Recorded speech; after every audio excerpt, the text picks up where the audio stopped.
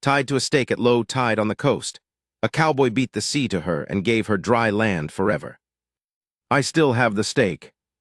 That's the first thing people want to know when I tell this story, or the last, whether I kept it. I did. It's out back of the house, driven into the post yard with the fence pickets and the spare lumber, and you wouldn't know it from anything else unless I told you what it was. A length of coastal pine, the width of 2 fingers, salt gray now. The rope's long gone. But the stake's there, and some mornings I walk out past it on my way to the barn and I don't look at it, and some mornings I do. She doesn't know I kept it, or maybe she does and doesn't say. That's one of the things about Nora, she lets a man have his silences. I'll tell you how it started. Not with her, with the mare.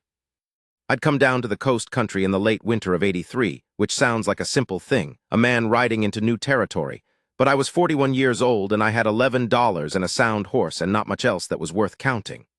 The mare's name was Biscuit, which was a bad name for a horse that ornery, but she'd come with the name, and you don't change a horse's name once it's set, same as you don't try to change the tide. I'd had her 7 years. She knew me better than anyone living, and that's not as sad a thing to say as it sounds. It just means we understood each other in the particular way that a man and an animal can, where you don't need to talk it through. I was looking for work. Ranch work, coastal range work, whatever a man 41 with a scarred left hand and no letters of reference could find. The scar ran from the base of my thumb to the middle knuckle of my ring finger, a white seam you could feel the ridge of in the dark, and it had cost me a foreman's job twice in the last 4 years because men look at a marked hand and they think fight, or they think machine, or they think bad luck, and none of those things are what you want a foreman to carry. What actually happened was a branding iron dropped sideways onto a fence rail in the wind, and I caught the rail with the wrong hand to keep the calf from bolting.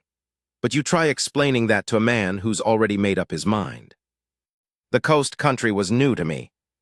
I was a plains man, or I had been eastern grassland, flat horizon country where you could see weather coming for 2 days. This was different. The land came down to the sea in steps, bluffs over shingle beaches, salt grass bending in from the water, gullies cut by runoff that were dry in spring and running hard in winter. The air tasted different. Salt and kelp and something else underneath, something alive and cold that the plains air never had. I didn't love it yet. I didn't know it yet. But Biscuit moved easier in it than she had in the dry country, her hooves landing quieter in the salt grass, and that was a good sign. I'd picked up a line about a ranch called Corrigan's, 6 miles up the coast from a town called Briar Point that wasn't much more than a general store, a livery, a 2-room jail, and a saloon that doubled as a courthouse when the circuit judge came through. The man who told me about Corrigan's was a farrier in a town 2 days back, and all he said was that Corrigan was hiring and that the range was good and that I should probably make up my mind fast. I'd asked him why fast, and he'd said, just, the situation there isn't settled. I'd thanked him and ridden on. That's the thing about a man with $11. You don't have the luxury of waiting on settled. The tidal flats stretched out south of Briar Point, and I rode along the edge of them the morning I arrived, not because it was the direct route to Corrigan's, but because Biscuit had waded into a creek crossing 2 miles back and came out of it favoring her near front, just slightly, and I wanted flat ground while I watched her move. The flats were wide at low tide, maybe 200 yards of gray-brown mud and tidal pools and scattered rock, the water pulled back to a thin white line at the far edge. There was mist off the sea, low and cold, moving in strings. The light was flat and white, the kind that makes distances hard to judge. I was watching Biscuit's hoof fall, checking her cadence when I saw the post. It took me a moment to understand what I was seeing because the post was a normal enough thing in that country. People drove posts into the flats for all kinds of reasons. Crab trap markers, property lines, the remnants of old fish weirs. But this post had something tied to it, and the something was moving. I pulled up. It was a person. I could see that now, a figure tied at the wrists to the top of the post, seated in the mud, head dropped forward. Tide line was maybe 40 yards out from the post, and it was coming in. Moving like tide always moves, which is slow and certain and without any opinion about what's in the way. I put Biscuit toward the flats before I'd consciously decided to. She didn't want to go onto the mud, horses don't. The footing is wrong and they know it, but I pressed her and she went, stepping high and uncertain, her hooves sucking and releasing with every stride. I'd crossed maybe 30 yards of it when I could see clearly enough. A woman, wrists rope bound to the stake, sitting in maybe 4 inches of water that was rising as I watched. Her head came up when she heard the horse. Her face was the color of cold clay. There was a gash above her left ear, not deep, but it had bled down the side of her neck and dried to a dark rust-colored trail. Her hair was dark and loose, plastered to her face with salt water. Her eyes were very clear. Gray, I found out later, but in that flat white light they were simply pale and direct and alert in a way that the rest of her, still, mud-covered, half-drowned looking, wasn't. She said, and I will remember this until I'm in the ground, "If you've come to watch, you can leave. If you've come to untie me, you'd better hurry." I got down. The mud came up to my boot tops, and I sank another half-inch when I put my weight on it and felt the cold water come in over the leather. I reached her in 8 steps. The rope on her wrists was a half-inch line, wet and tight, and I didn't have time for the knot, so I took out the knife I carried on my right hip, and I cut it in 2 strokes. Her hands came free, and she tried to stand, and her legs didn't work right. She'd been tied long enough that the cold had gotten into them. I caught her under the arms before she went face first into the water. She weighed less than I expected, or maybe I was just running on something that doesn't know what weight is. Getting back to dry ground with her and Biscuit, and the mud trying to swallow my boots, was not a graceful operation. Biscuit kept shying sideways. The woman's legs were working by the time we reached the edge of the flats, but she was leaning into me whether she wanted to or not, and I could feel the shaking in her even through 2 layers of wet wool. I got her up onto the salt grass and I put my coat around her. I had a good coat, a canvas duster I'd owned for 6 years, still waterproof in all the seams, and I sat her down against a chunk of driftwood out of the wind. She looked at me. I looked at her. I said, "Who did it?" She said, "You're new here." "Just arrived." She made a sound that might have been a laugh or might have been something else. "Then you don't know Randall Cade?" "No." "You will," she said, "if you stay." "I'm planning to stay. I've got work up at Corrigan's." Something moved across her face then, fast and gone. She said, "Martin Corrigan hired you." "Sent word he was hiring. I haven't met the man yet." She was quiet for a moment. She was looking at the tidal flat, at the stake standing there with the cut rope hanging off it, the water coming up around its base. She said, "My name is Nora Voss. My family has the claim south of Corrigan's along the Cade Bluff, has had it for 12 years. She paused. "Randall Cade wants it." I didn't say anything. "He's been trying to get it for 3 years, she said. "My husband died 2 years ago. Cade figures a woman alone won't hold." She looked at me finally. This was his latest suggestion. I thought about that, about a man who would drive a stake into a tidal flat and tie a woman to it and let the sea come up. I thought about what kind of man that was, and I found it didn't take long to come to a conclusion. "I'll take you home," I said. "You don't have to." "I know I don't." She looked at me for another moment. Then she nodded once and I got her up and onto Biscuit, who was still unhappy about everything, and I walked them along the coast road to the Voss place, which was 2 miles south, and the whole way Nora Voss sat my horse with her back straight and my coat around her shoulders and her dark hair drying in strings in the cold morning air, and she didn't say another word until we got there. Neither did I. I have thought about those 2 miles many times since. What was in them? What was beginning in them, quiet as tide? The Voss claim was a good piece of ground. You could see that even in February, even with the grass still winter brown and the kitchen garden fallow. The house was a board and batten structure, solid, well kept, a porch across the front with 2 good posts and a railing that someone had built to last rather than built to get done. There was a barn behind it, a tack shed, a chicken coop, a root cellar with a clean new door on it. The fencing was tight. The whole place had the look of a property that someone loved enough to maintain well beyond what was strictly necessary. There was a boy on the porch, 12 or 13, long-legged, with Nora's gray eyes in a face that was still putting itself together. He saw his mother and came off the porch at a run and then stopped because of me. Nora said, "This is Cole. Cole, this man found me on the flat and brought me home. He's going to come in and have coffee while his horse rests." The boy looked at me the way a young man looks at an unknown man near his mother, measuring and wary and proud of himself for being wary. I understood it. It was the right way to look. I said, "Your mother's all right. The cold got into her legs some. She'll want to be warm." The boy nodded tight. Then he said to Nora it was Cade. "I know. I'll—" "No," she said. "You won't." She said it plain, no heat in it, the way you say something that's been said before and will settle the same way it always settles. The boy's jaw went tight, but he nodded. I got Biscuit tied to the porch rail, and I followed them inside. Inside was warm. There was a wood stove in the front room, and it was going well, and the room was clean and spare. A table and 4 chairs and a braided rug and a shelf of books above the fireplace, actual books. Not just almanacs and a Bible, real books, the kind that means someone in the house reads for the pleasure of it. There was a woman's touch in the room, but not a soft touch. Everything was placed like it had a purpose and had thought behind the placing. 2 rifles on a rack above the door. Boxes of shells on the shelf beside the books, right-handed for reach. She was practical. Even then I could see that before I knew anything else about her. She changed out of the wet clothes and came back in dry ones and poured coffee without asking whether I wanted any, and sat down across the table from me. Cole sat beside her, not quite between us, but close. The coffee was strong. It was the best coffee I'd had in 2 months. I told her my name, Harlan Prout. She repeated it once like she was fixing it, and then she asked me how I'd come to be on the coast road that particular morning, and I told her about Biscuit's hoof and the flat ground, and she looked at the mare through the window and said she'd used to keep 2 horses, but one had gone lame in the summer, and she'd had to put it down. She said it without sentimentality, just as a fact. I asked about Corrigan. She wrapped her hands around her coffee cup.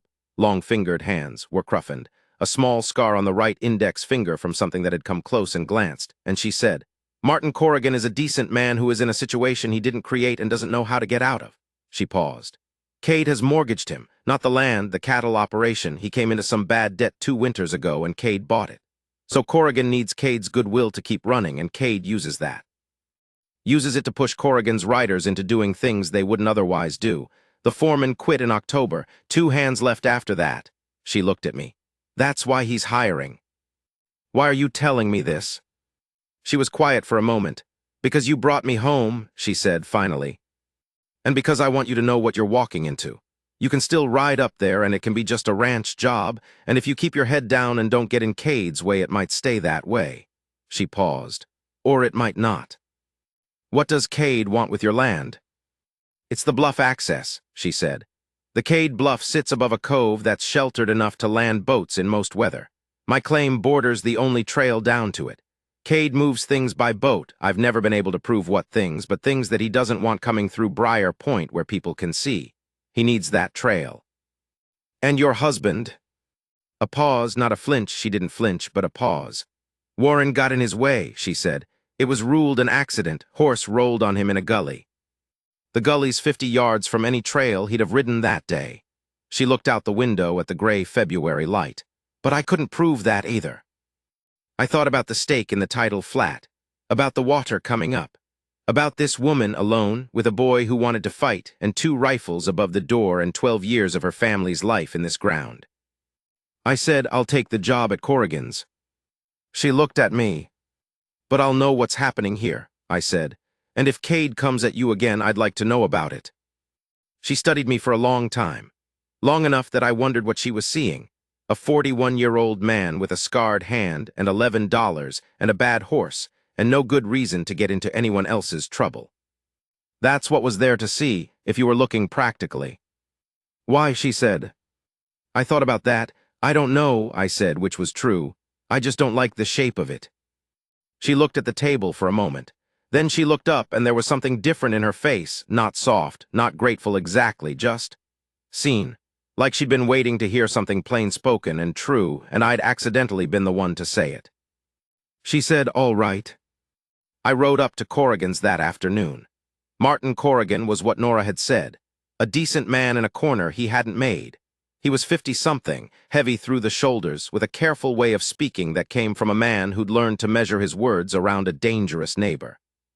He hired me on the spot for $40 a month and a bunk in the hands' quarters. And when I told him I was a fair hand with horses and could take on the farrier work if he needed it, he looked at me like I'd told him he'd won something. I met the 2 remaining hands, a young man named Pearson, 22 or 23, who rode well and talked too much, and an older man named Dutch who didn't say much at all and had been working this range for 11 years and had stayed when the others left for reasons that I came to understand had to do with stubbornness, and with the fact that he was 63 years old and had nowhere else worth going. Dutch was the first one to look at my scarred hand. He looked at it once, that first day, and then never again, and that was the end of it. I liked him immediately. Corrigan's land was good grazing land, better than it looked in winter salt grass and bunch grass, and some low-growing coastal brush that the cattle worked through without complaint. There were about 200 head running on it, a mix of shorthorns and a few range cattle that had drifted down from the interior. The operation was modest. It had been more, Corrigan told me, before the hard winter 2 years back that had taken 30 head and most of his cash reserve and put him into Cade's hands. Cade's place was north on the other side of Briar Point. I never went there if I could help it, but I saw Cade twice in the first 2 weeks, once in the general store in town, once on the coast road. He was a big man, not tall but wide, with the kind of flesh on him that comes from eating well rather than working, and he had small, pale eyes that moved over things like he was calculating what they were worth. He looked at me both times like I was a problem he hadn't priced yet. He didn't speak to me, I didn't speak to him, but we understood each other. I rode by the Voss place most evenings, on my way back to Corrigan's from wherever the day's work had taken me. It wasn't really on the way, it was out of the way, a half-mile detour south down the coast. But I made it the way, and after the first week Nora stopped looking surprised to see me. I'd water Biscuit at the trough by her barn. Sometimes I'd come in for coffee, sometimes I wouldn't. The boy Cole started to talk to me around the 3rd or 4th visit, small talk at first, about the horse, about the range, and then more. He wanted to know about the plains country, about what was east of the coast range, about whether it was true that the grassland ran all the way to Kansas. I told him what I knew. He listened the way a boy listens when he's building something in his head, storing it up. Nora and I talked about practical things. The fencing on the south pasture was soft in 2 places. The root cellar door she'd put on in the fall was hanging wrong on one hinge. I looked at the fence one evening and came back the next with cedar posts cut from a downed tree I'd found in a creek gully on Corrigan's east range. Nothing Corrigan needed, deadfall, and I reset 2 sections while Cole watched and handed me things. The door I rehung in 20 minutes while Nora watched from the kitchen step with her coffee and didn't offer to help because it wasn't that kind of help she needed. I liked that about her. She knew the difference between help and the suggestion that she couldn't manage. She asked me once where I'd come from originally. I told her, a ranch in the eastern part of the state, then a stretch driving cattle up through the territory, then 2 years as a deputy in a small county seat that hadn't worked out not badly, just quietly, the way things that aren't the right fit end. She asked what I'd liked best, and I said, the ranch when I was young, the clarity of it, knowing what the day needed and doing it. She said she understood that. Warren, she said, had been the same. He'd grown up on this land, and he'd understood it the way you understand a language you were born into. She said it without sadness, or with a sadness that had been worked through and was now just part of the shape of things. One evening in March I came by, and she was on the roof of the barn, replacing a section of shingles that the winter had worked loose. Cole was on the ground handing bundles up to her. I tied Biscuit and climbed up without being asked and took the other side of the section, and we finished it in the last hour of light, working without talking much, passing the hammer back and forth. And when we climbed down, Cole had gone inside and Nora stood on the ground looking up at the work and said, "That'll hold the spring rain." And I said, "Should," and that was the whole conversation. But something was in it. I don't know how to say it better than that. Something was in the quiet of it that hadn't been there before. Cade's first move against me came in the 4th week. I'd expected something. A man like Cade, with a deputy in the back pocket arrangement and enough money to make most trouble go away, doesn't let an unknown quantity sit on his doorstep without doing something about it. What he did was tell Corrigan that he needed to cut staff. The debt arrangement gave him enough leverage to suggest it without quite demanding it, and that the new hand was the obvious one to let go. Corrigan came to me about it straight. He said, "I'm being pushed to let you go, and I'm telling you rather than just doing it, and if you want to leave, there won't be any hard feelings." I asked him if he wanted me to leave. He looked at his hands. He was sitting at the kitchen table in the ranch house, and he looked at his hands for a long moment, and then he said, "No. I want to get out of the spot I'm in, but I don't see the way out yet." I said, "I'll stay if you'll back me when it comes to it." He looked up. "When what comes to it?" "I don't know exactly," I said, "but I think you know things about Cade that would settle him if they got to the right ears, about what comes and goes on that Cove Trail." I paused. "I'm not asking you to move first, but when there's an opening, I need to know you won't step back." A long silence. Martin Corrigan was not a brave man in the way that gets sung about. He was an ordinary man who'd been squeezed into a corner and was tired of it. That's a different kind of courage, not the charging kind but the holding kind, and it's harder to find and harder to keep. He said, "All right." The real trouble started in April, after the rains had eased and the coast road was passable again. Cade sent 2 of his men to the Voss place on a Tuesday morning when I wasn't there. I don't know exactly what was said. Nora told me about it that evening, standing at the paddock fence, and her voice was even but her hands on the top rail weren't. They'd told her that Cade was prepared to offer her fair value for the property, and that the offer wouldn't be there indefinitely, and that it would be better for her, and for the boy if she took it before the situation became unpleasant. Unpleasant, that was the word they'd used. The same men, she said, she'd recognized them, who'd put her on that stake in February. I stood beside her at the fence, and I listened, and I didn't say anything for a moment because I needed to think rather than just react. Then I said, "What do you want to do?" She looked at me. "I want to keep my land." "Then you keep it," I said. "But we need something on Cade that he can't explain away. Something documented, something that goes to the county sheriff or the territorial office, not just the local law." The local law in Briar Point was a man named Finch who was Cade's in the same way that Corrigan's debt was Cade's. Not a bad man, but an owned one. "The Cove," she said. "The Cove," I said. We looked at each other in the failing April light, and what passed between us in that look was something I couldn't have put into words then and probably can't now. It was an understanding, a decision made together, each one knowing what the other meant without the words having to be said. That's not a small thing. That's not something you find often. I'd been with women in my life, not many, but some. And I'd been married once briefly, badly, when I was 26. And I had not until that moment in April at a paddock fence in the coast country understood what it would feel like to have a woman look at you and mean the same thing you meant, at exactly the same time. I rode back to Corrigan's in the dark, and I didn't sleep much. It took another 6 weeks. I won't tell all of it because some of it is just watching and waiting, and patience doesn't make for much of a story. But the shape of it was this. Dutch, who had been on this range 11 years and had therefore seen more than he'd said to anyone, knew about 2 landings on the Cove in the previous year. He hadn't gone to anyone with what he knew because he was 63 and alone, and he'd made a calculation about survival. When I sat down with him one evening with a bottle of whiskey between us and told him what I was trying to do, he looked at me for a long time the way he'd looked at my scarred hand, once, straight, assessing, and then he started to talk. What came through the Cove was whiskey, mostly untaxed, but there were other things, twice guns. And once, this was the one that mattered, a packet of papers that Dutch had seen up close when a crate broke open in the landing operation, and he'd helped repack it. And the papers had government seals on them, and he couldn't read well enough to know what they were, but he'd recognized the seals. That was the piece. A territorial land grant application, we found out later, fraudulent, that Cade had been trying to get registered through a man he paid in the territorial office. It wouldn't have held up under scrutiny, but he was hoping to never have it scrutinized. I wrote a letter, Corrigan signed it, Dutch put his mark on it. I found the address for the territorial marshal's office in the county seat, not the local office, the regional one, 3 levels up from Finch. And I sent it with Pearson, who was the fastest rider we had, and who went at a dead run because he was 22 and it was an adventure, and I didn't tell him what was in the saddlebag. Then we waited. The marshal came in May, with 2 deputies, on a Wednesday morning when the sea fog was still thick off the water. He came to Corrigan's first because that was the address on the letter, and I met him in the yard, and I told him what we had.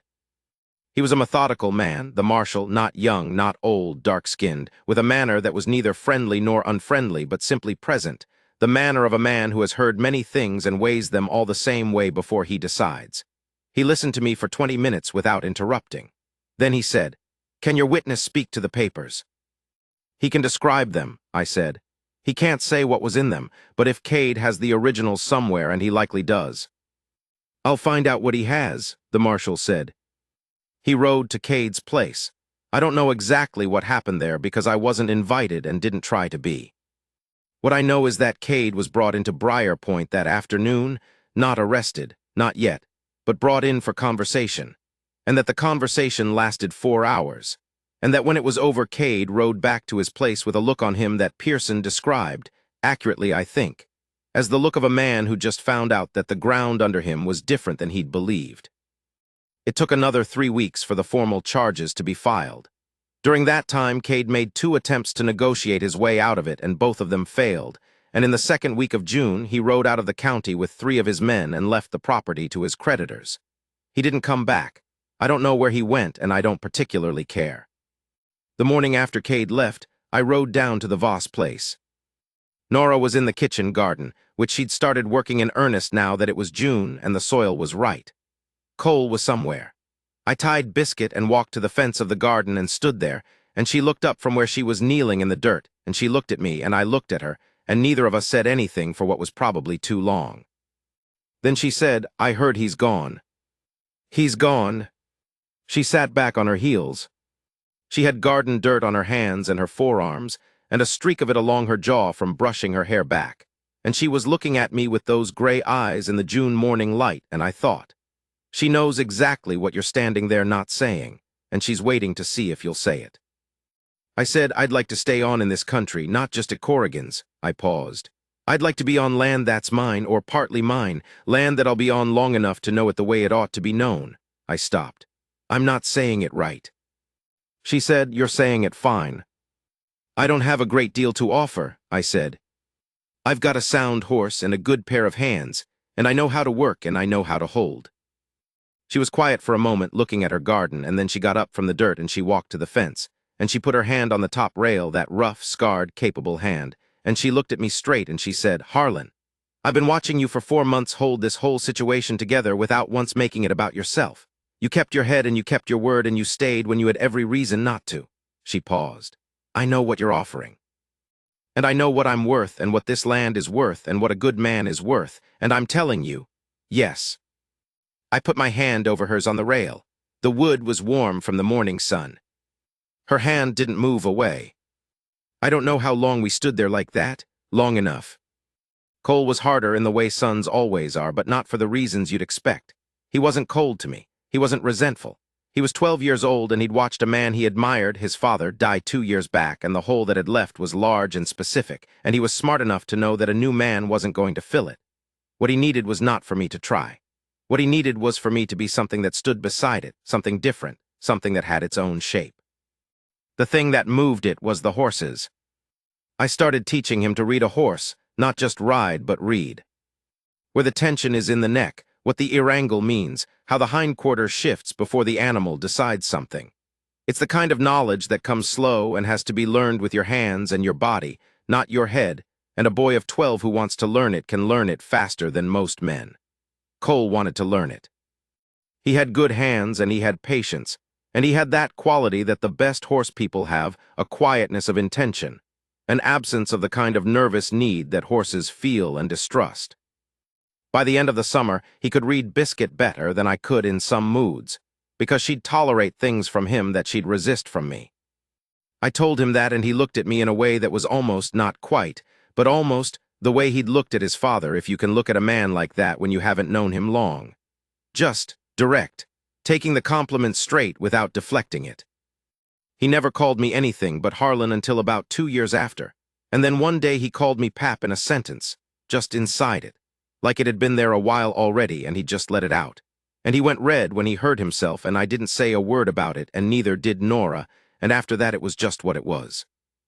We were married in October of that year in Briar Point, in the Methodist Church, which was a building that didn't have a minister full-time, but the circuit preacher came through in October, and we'd known that and waited.